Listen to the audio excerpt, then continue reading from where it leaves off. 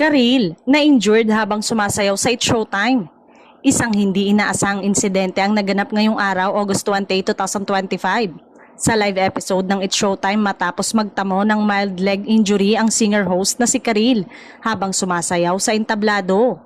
Habang todo bigay sa kanyang dance performance, bigla na lamang napaupo si Karil dahil sa pananakit ng kanyang binti.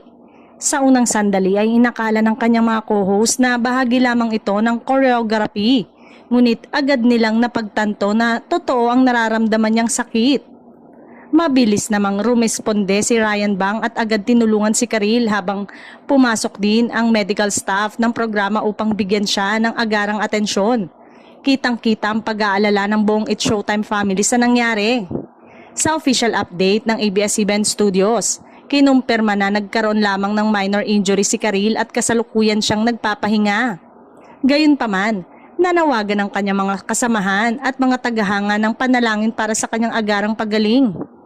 Marami ring netizen ang nagpaabot ng suporta at pagbati ng get well soon para sa kapamilya host na kilala sa kanyang dedikasyon at professionalism sa entablado.